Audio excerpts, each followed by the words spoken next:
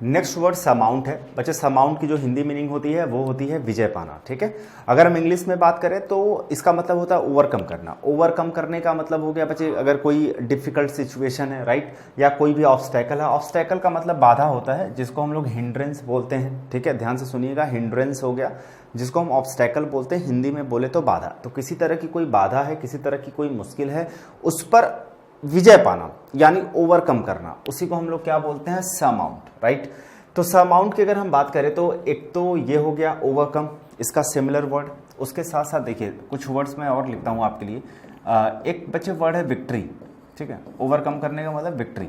अच्छा, एक बच्चे ने कमेंट किया था कि सर आपका जो लेवल है, जो पहली क्लास मैंने वोकैबुलरी की डाली है उसके अंदर एक बच्चे ने, आप देखिएगा, कमेंट किया है कि सर लेवल जो है बहुत ही हाई है। लेवल नहीं होता बच्चा, पहली बात तो लेवल होता है, ठीक। दूसरी बात, मैं बस वही वर्ड्स यहाँ पे लिखने की कोशिश करता हूँ जो आपके एग्जामिनेशन के अंदर आया हुआ है, ठीक है। अगर बच्चे, अगर मैं बात करता हूँ सरमाउंट की, तो ओवरकम यूजुअली सबको पता होता है, विक्ट्री भी सबको पता होता है। अगर मैं कुछ अच्छे वर्ड की बात करूँ तो देखिए एक वर्ड है कॉन्कर, ठीक है, ये। अब लेकिन बच्चे कॉन्कर के बाद अगर मैं ये वाला शब्द लिखूँ डिफेंड, अब एक बात बताइए, डिफेंड किसे नहीं पता है? सभी को पता होता है यूजुअली। डिफेंड करना यानी डिफीट करना, ठीक है। डिफीट भी तो पता है, डिफेंड भी पता है, ठीक है। अच्छा, अब इसके बाद अगर मैं ये लिखने की कोशिश करूं ट्रायम्फ, ये चलो थोड़ा सा बेहतर वर्ड है, ठीक है। ट्रायम्फ अच्छा वर्ड है बेटा। तो आपने क्या करना है जी कि जो इजी वर्ड होते हैं मैं उसको अवॉइड करने की कोशिश करता हूं, क्योंकि वो लिख करके मैं आपका भी टाइम वेस्ट करूंगा और खुद का भी करूंगा, क्योंकि वो तो आपको पहले से पता है।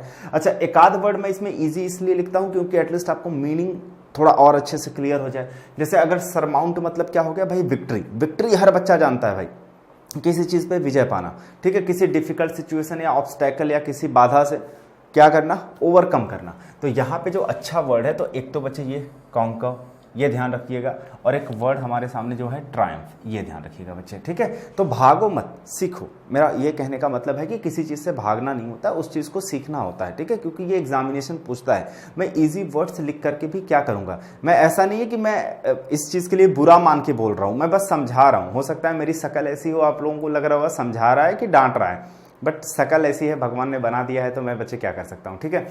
तो मैं बस समझा रहा हूँ कि जो शब्द आते हैं उनको बेटा पढ़ना ही पड़ेगा, उनसे भागना सॉल्यूशन नहीं है, ठीक है। उनसे डटकर मुकाबला करना सॉल्यूशन है। तो देखिए ये तो हो गया आपके सिनोनिम। अब अगर जी मैं एंटोनिम की बात करूँ, अच्छा, मैं बहुत बार ऐसा कोशिश करता हूँ ना, मैं थोड़ा सा मुस्कुरा के पढ़ाऊँ, थोड़ा सा हंसी मजाक करके पढ़ाऊँ, लेकिन वो अपने नेचर में नहीं है। कोशिश करता हूँ तो ऐसा लगता है कि बस कर दिया मैंने, समझ रहे हो क्या कर दिया। तो बस इस वजह से मैं सोचा हूँ कि भाई जिस चीज़ में तुम बेहतर नहीं हो वो करने की कोशिश मत करो, हंसी मजाक जोक्स मत मारो, अपना ढंग से पढ़ा दो। जो पढ़ने वाले लड़के होंगे वो सुकून से पढ़ेंगे, समझेंगे, और मन करेगा तो तारीफ भी कर देंगे। तो अच्छा जी, आ जाते हैं यहाँ पे। ये तो हमने बच्चे बात आपसे कर ली। अब इसका जो अपोजिट होता है वो होता है सरेंडर, ठीक है। सरेंडर का मतलब एक तरीके से होता है बच्चे ना, किसी भी सिचुएशन के लिए गिव अप कर देना, ठीक है। गिव अप मतलब सरेंडर, हाथ खड़े कर देना भाई। या हम लिख सकते हैं YIELD, यील्ड। यील्ड मतलब देखो बच्चे दो चीज़ें होती हैं। एक तो यील्ड मतलब आप जानते होंगे टू प्रोड्यूस समथिंग। मैं यहाँ पे लिख देता हूँ जिससे आप लोग कंफ्यूज मत होइएगा, नहीं तो आपको लगेगा कि सर आप ये क्या लिख रहे हो। एक तो बच्चे यहाँ पे ये जो मैंने वर्ड लिखा है ध्यान दीजिएगा, एक तो इसका मतलब होता है टू प्रोड्यूस समथिंग, ठीक है।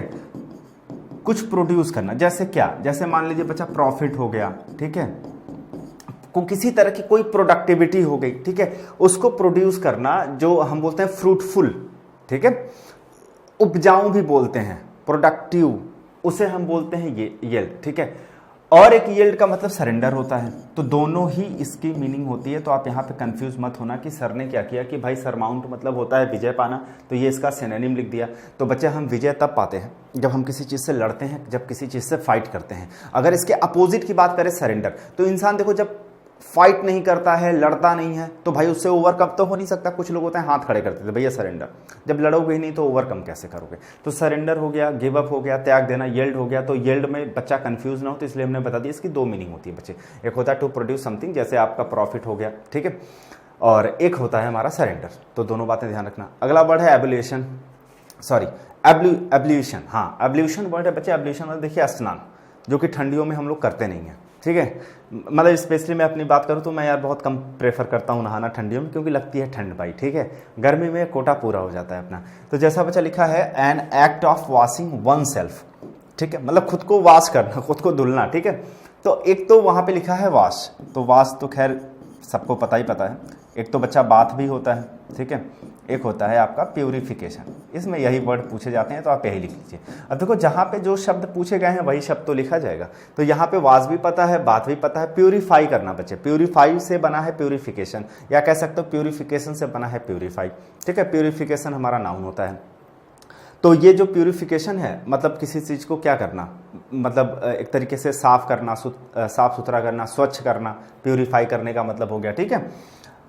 ये तो इसके सिनोनिम हो गए। अगर अब इसके अपोजिट वर्ड की बात करें तो देखिए एक हो जाएगा डीके। डीके मतलब आप सभी लोग को पता होगा बच्चे, सड़ना होता है, ठीक है।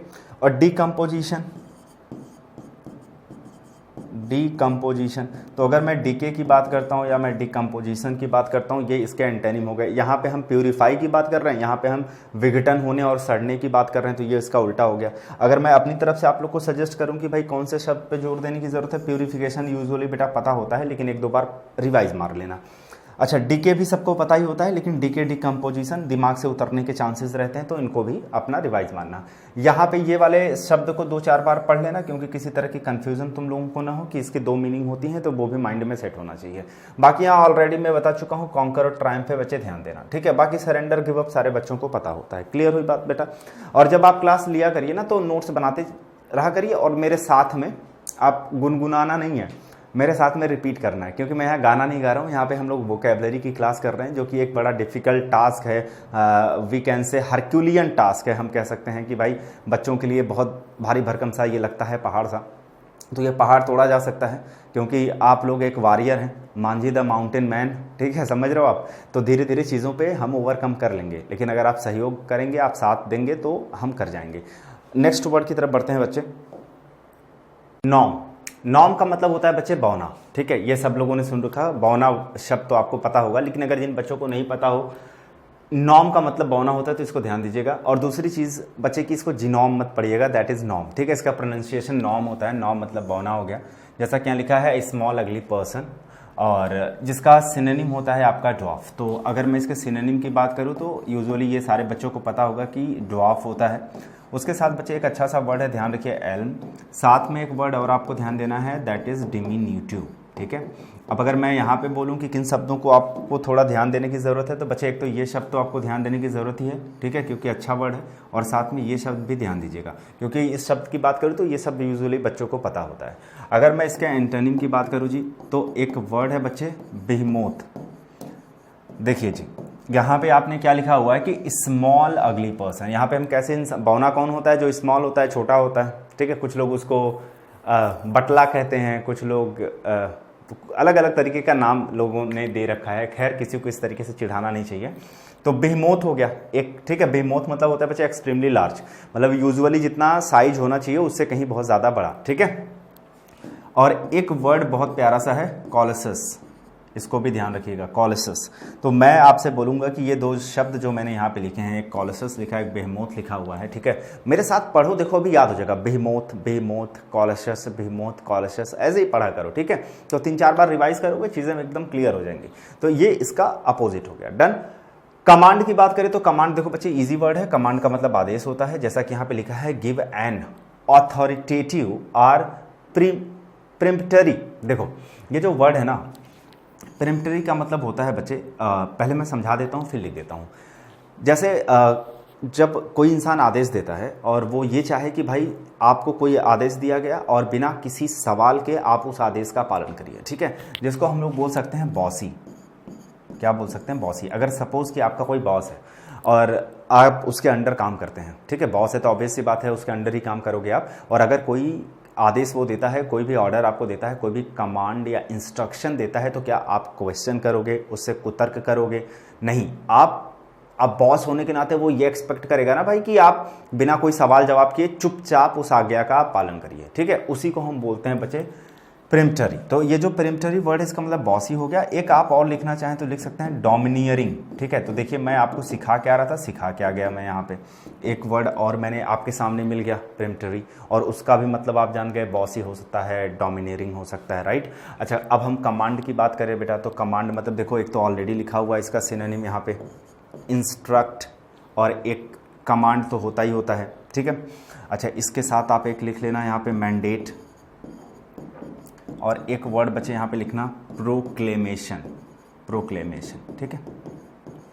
तो ये ध्यान रखिएगा, यहाँ पे जो अच्छा शब्द मैं बोलूँगा दैट इज प्रोक्लेमेशन। तो प्रोक्लेमेशन वर्ड अच्छा है, बाकी मैंडेट भी बहुत प्यारा वर्ड है बच्चे, लेकिन ये इंस्ट्रक्ट तो यूजुअली बच्चों को पता होता है, तो यहाँ पे आपको ज़्यादा बेटा इस बात पे जोर नहीं देना है, ठीक है। इंस्ट्रक्ट हमें पता होता है। अब अगर मैं इसकी बात करूँ तो क्या हो जाएगा, एंटेनिम, एंटेनिम इसका हो जाएगा बच्चा रिवोक, ठीक है। हिंड्रेंस, हिंड्रेंस मतलब क्या होता है जी, हिंड्रेंस मतलब बाधा होता है, ठीक है। हिंड्रेंस मतलब बाधा होता है, इंटरप्शन होता है, ठीक है। तो आपका हिंड्रेंस हो गया, आपका बेटा रिवोक हो गया। इन दोनों शब्दों को ध्यान रखिएगा जो कि इनका अपोजिट होता है, ठीक है। मतलब जहाँ पे इंसान भाई बातों को एक तरीके से, यहाँ पे इंस्ट्रक्शन की बात हो रही है, यहाँ पे मतलब जो लोग बातों को नहीं मानते हैं, ठीक है, या जो भी इंस्ट्रक्शन फॉलो नहीं करते हैं उनको हम बोलते हैं, ठीक है। और हम एक चीज़ और बोल सकते हैं बेटा, कॉन्ट्राडिक्ट भी बोल सकते हैं, अगर आपको लिखना हो लिख सकते हैं, क्योंकि देखिए कॉन्ट्राडिक्ट क्या होता है, जो इंसान विरोध करता है, अपोज करता है। तो रिवोक मतलब एक तरीके से हम कह सकते हैं अपोज होता है, क्योंकि यहाँ पे जब आप किसी को आदेश देते हैं वो चुपचाप बात को मान लेता है, तो उसे हम मैंडेट या प्रोक्लेमेशन या इंस्ट्रक्ट बोलते हैं, ठीक है। अब लेकिन अगर उसका उल्टा है भाई, उस विरोध जो करता है, हिंड्रेंस बाधा किसी तरह की, या रिवोक हम लोग बोलते हैं, ये इसका क्या हो जाएगा, अपोजिट वर्ड हो जाएगा। डन।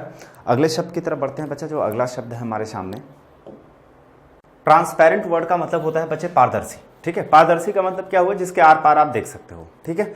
जैसा कि लिखा है ऑफ अ मटेरियल और आर्टिकल, कोई ऐसा भी आर्टिकल या मटेरियल हो, कोई सब्सटेंस हो बच्चे, जिसके लाइट जो है जिसके आर पार चली जाए, मतलब आप through so that objects behind can be distinctly seen, मतलब कोई भी ऑब्जेक्ट अगर उसके उधर है तो आप उसको आराम से देख सको, वो क्या होता है, हमारा पारदर्शी होता है, ठीक है।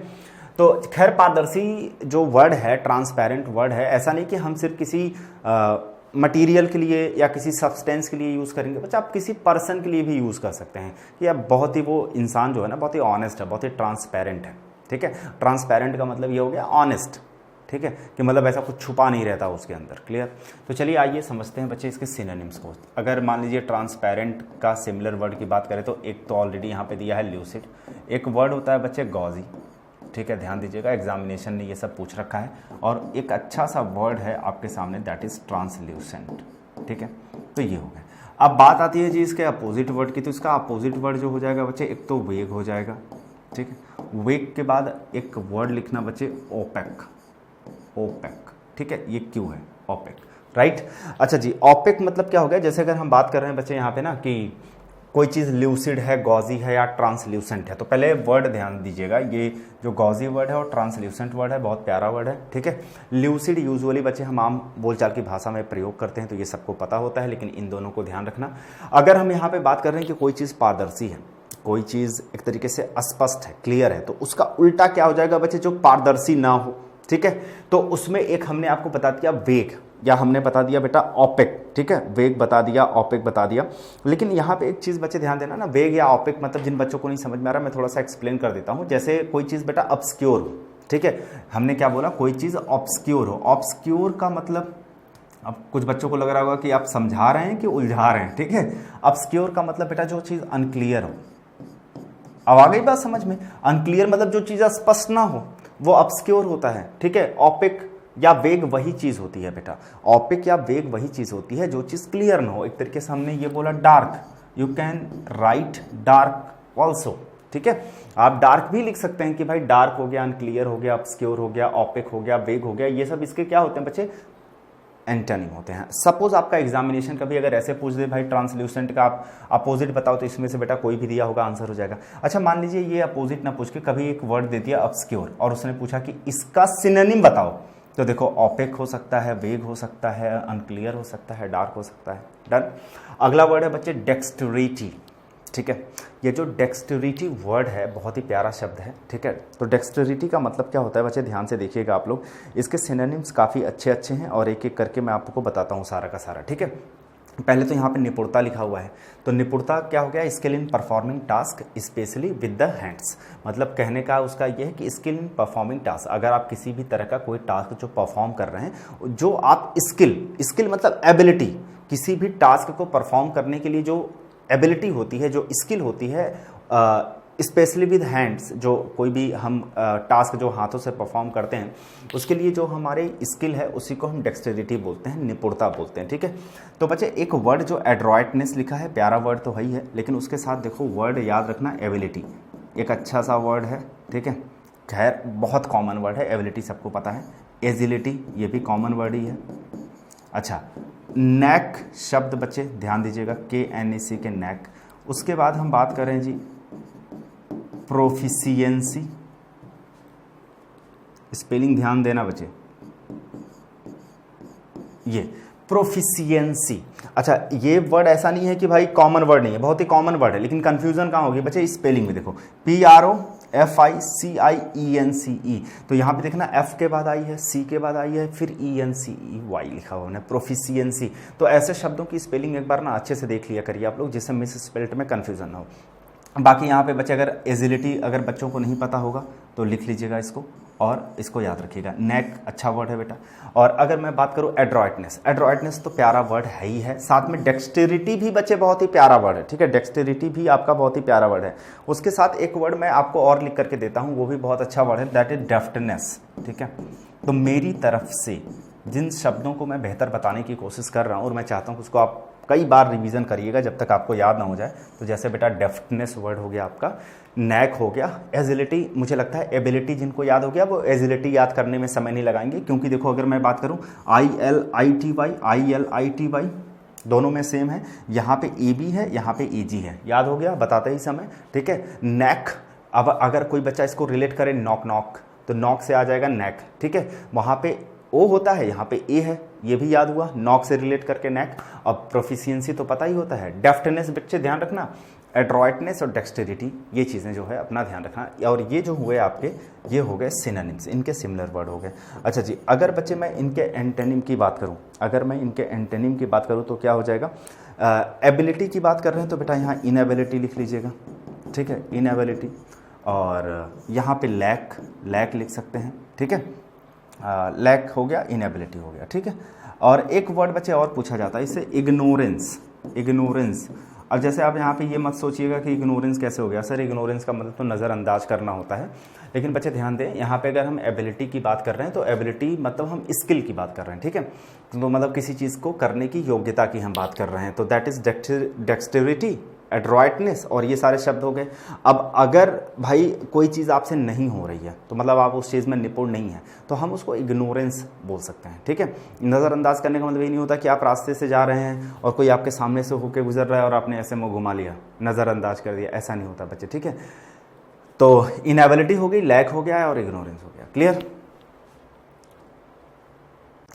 अगला वर्ड बच्चे कैप्रिसस है। कैप्रिसस का मतलब होता है सनकी। ठीक है, given to sudden and unaccountable changes of mood or behaviour. सन की बच्चे हम किसको बोलते हैं, सन की हम ऐसे इंसान को बोलते हैं जिसका मतलब मूड बहुत ही सडन चेंज हो जाता है। ठीक है, अब जैसे होता नहीं कि अगर ऐसे बैठे हैं चुपचाप बात कर रहे हैं, कुछ ऐसी बात हो गई कि अचानक से सनक गए, गुस्सा आ गया या कुछ ऐसा कर बैठे, वो इंसान सन की होता है। तो जैसे यहाँ पे लिखा विम्जिकल। ठीक है, विम्जिकल वर्ड तो बच्चे आपने ध्यान देना ही देना है, बहुत प्यारा सा वर्ड है। उसके साथ कुछ और वर्ड आपका एग्जामिनेशन पूछता है, जैसे एक वर्ड है आपका इरेटिक, तो इरेटिक आप ध्यान दीजिएगा। ठीक है, एक वर्ड है बच्चे फिकल मतलब वैसे आपने पढ़ा होगा चंचल, तो हम उसको रिलेट कर सकते हैं। ठीक है, चंचल कौन होता है, जो अभी कुछ और मन कर रहा है करने का, फिर अचानक से कुछ और करने लगा, फिर वो कुछ और कर देगा, तो ऐसे ही लोग होते हैं ना जिनका मन काफ़ी चंचल होता है, तो उनको हम विम्जिकल की कैटेगरी में रख सकते हैं। ठीक है, तो ये इसका सिनोनिम है, इरेटिक हो गया। वेवर्ड एक वर्ड होता है बच्चे, वेवर्ड, ये भी एक शब्द है, वर्ड है, इसको भी ध्यान रखिएगा। तो यहाँ पे तीनों के तीनों शब्द बहुत ही प्यारे हैं, वेवर्ड भी है, फिकल भी है और इरेटिक है। तो यूजुअली इरेटिक जो है, इरेटिक बोलो, फिकल वर्ड सबको पता ही होता है, लेकिन बच्चे जो इरेटिक वर्ड है और वेवर्ड है इसको ध्यान रखिएगा। एक वर्ड इसेंट्रिक भी होता है, ये तो आपको पता होगा, नहीं पता होगा तो देखिए मैंने बोल दिया, लिख लीजिएगा। इसेंट्रिक मतलब भी सन की होता है। और विम्जिकल ये हो गया बच्चे, और कैप्रिसस ये वर्ड तो अच्छा ही है, ऑलरेडी लिखा हुआ है। तो अगर हम इसके एंटोनिम की बात कर लें बच्चे, तो ये तो हम बात कर रहे हैं सनकी की, तो यहाँ पे स्टेबल हम बोल सकते हैं बेटा, क्या बोल सकते हैं, स्टेबल बोल सकते हैं। ठीक है, स्टेबल के साथ हम यहाँ पे क्या बोल सकते हैं, स्टडी बोल सकते हैं। तो स्टेबल हो गया, स्टडी हो गया, ये इसका क्या हो जाएगा, एंटोनिम हो जाएगा कैप्रिसस का। ठीक है, और आप लिखना चाहे तो बच्चे आप मैच्योर भी लिख सकते हैं, क्योंकि जो इंसान मैच्योर होता है वो उसका मूड सडनली चेंज नहीं होता, इतनी जल्दी जल्दी चेंज नहीं होता। ठीक है, मैच्योर लिख सकते हैं, मैच्योर लिख लीजिए, या फिर आप लिख सकते हैं सेंसिबल वर्ड भी आप यूज़ कर सकते हो बच्चा, जो लोग सेंसिबल होते हैं। ठीक है, तो wayward, fickle, erratic, whimsical, capricious similar word हो गए जिनका मतलब सनकी होता है। इसका अपोजिट बात करें तो स्टडी मतलब जो शांत होता है, स्थिर होता है, स्टेबल मतलब वही हो गया जो शांत स्थिर होता है, मैच्योर और सेंसिबल। ठीक है, जो लोग सेंसिबल होते हैं, सिंसियर भी लिखने को आप लिख सकते हो, सिंसियर हो गया। ठीक, अब आते हैं नेक्स्ट बच्चा, असर्टिव। असर्टिव का मतलब होता है, आपने कितनी बार पढ़ा होगा, assertive sentence, assertive sentence, assertive मतलब स्वीकारात्मक कथन। ठीक है, तो इसको थोड़ा सीखते हैं अलग तरीके से बच्चे। असर्टिव वर्ड अगर हम किसी पर्सन के लिए यूज़ करते हैं, मैंने कहा असर्टिव वर्ड अगर हम किसी पर्सन के लिए यूज़ करते हैं तो इसका मतलब होता है having or showing a confident and forceful personality. मतलब एक ऐसा इंसान, आप ऐसे समझो बच्चे, बिल्कुल साधारण भाषा में, एक ऐसा इंसान जो बहुत ज़्यादा आप देखें बोल्ड रहता है। ठीक है, बहुत ज़्यादा आप किसी भी चीज़ को लेकर के देखेंगे कि डिटरमाइंड रहता है, डिटरमाइंड मतलब दृढ़ निश्चयी रहता है। ठीक है, तो उसे हम असर्टिव बोलते हैं, ऐसे पर्सन को। ठीक है, डिटरमाइंड मतलब क्या हो गया, डिटरमाइंड मतलब हो गया बच्चे आपका कि किसी चीज़ को लेकर के अगर वो उसने संकल्प ले लिया, अगर किसी चीज़ को लेकर के उसने दृढ़ निश्चय ले लिया तो वो करके रहेगा। ठीक है, तो हम उस सेंस में बात कर रहे हैं। हम बोल्ड, मैंने बोला कॉन्फिडेंट, कॉन्फिडेंट भी आप लिख सकते हो ऐसे। ये तो खैर इजी चीज़ें मैं लिख रहा हूँ आपको बस समझाने के लिए कि बोल्ड हो गया, डिटरमाइंड हो गया, आपका कॉन्फिडेंट हो गया। ठीक है, तो ये सारी चीज़ें होती हैं बेटा असर्टिव। ये हो गए हमारे असर्टिव के सिनोनिम्स। और अगर मैं यहाँ पे बात करूँ, एक तो ऑलरेडी आप लोगों के पास लिखा हुआ है। ठीक है, वो क्या है, फोर्सफुल। ठीक है, फोर्सफुल वहाँ पे ऑलरेडी मेंशन है, तो आप इसको भी लिख सकते हैं, फोर्सफुल। और उसके साथ बच्चे अगर हम फोर्सफुल के साथ बात करें तो एक चीज़ और लिखा जा सकता है, एम्फैटिक। ठीक है, एम्फैटिक। एम्फैटिक का मतलब होता है बच्चे एक तरीके से एम्फेसाइज करना, किसी चीज़ पे जोर देना।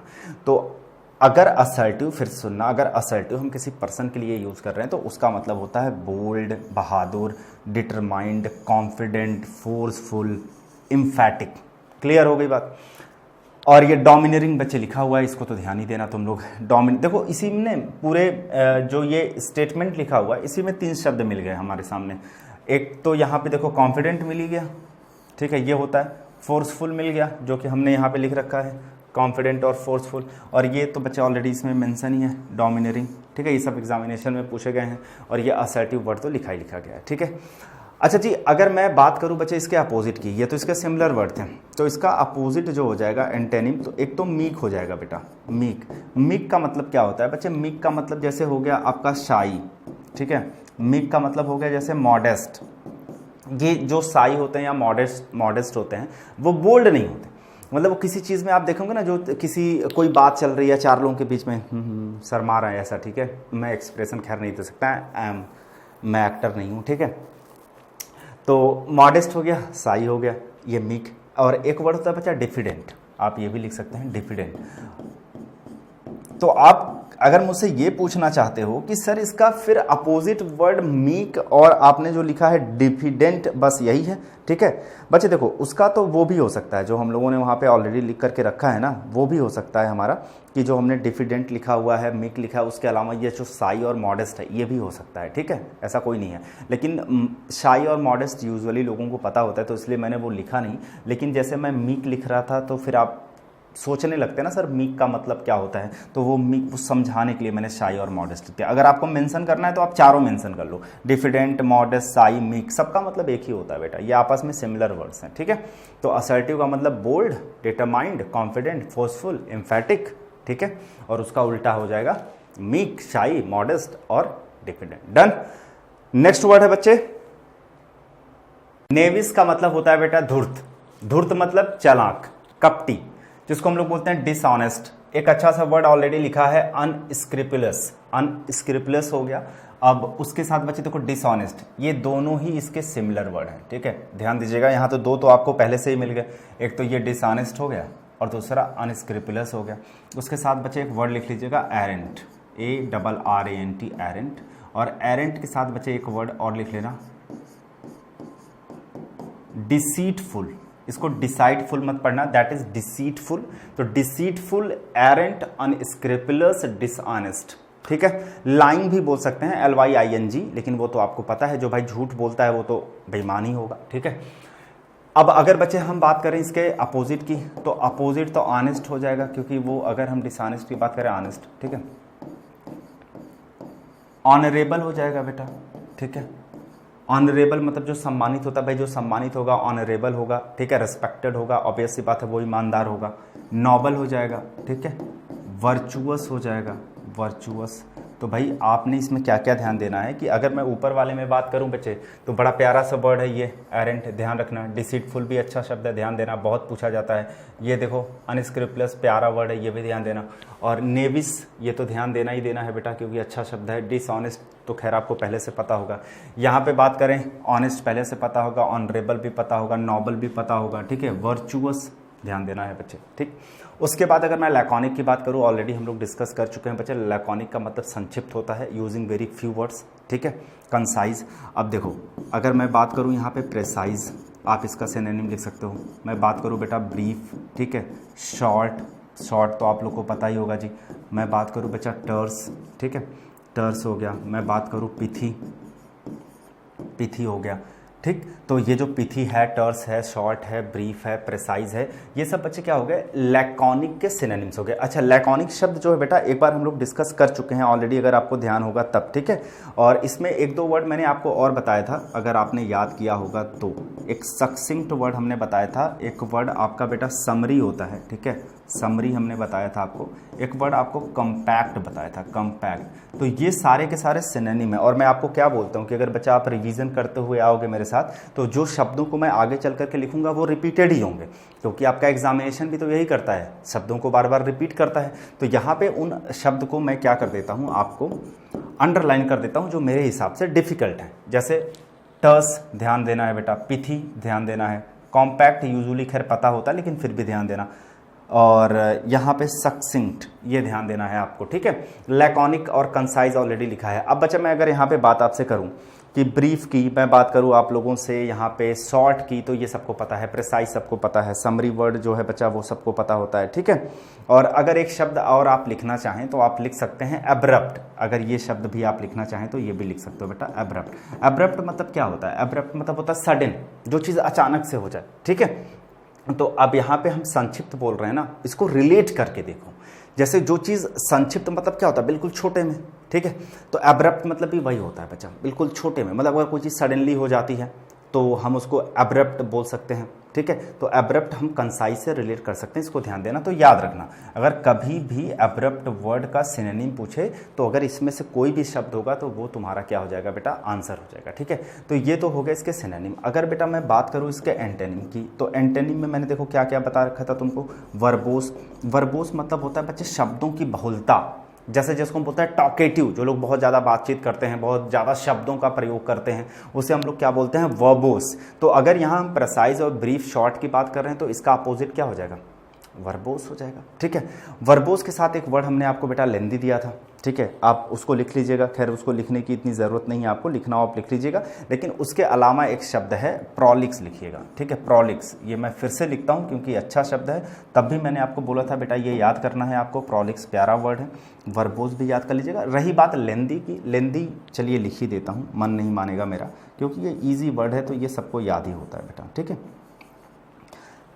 तो ध्यान रखिएगा। अच्छा, आपने एक चीज़ बच्चे ध्यान दीजिएगा कि आपको देखिए घबराना नहीं है कि भाई सर ने यहाँ पे 1 2 3 4 5 6 7 8 9 सिनोनिम्स लिख दिए और ऑलरेडी यहाँ पे एक दिया हुआ है, 10 हो गए, इसको लेकर के 11 हो गए, याद कैसे होगा भाई?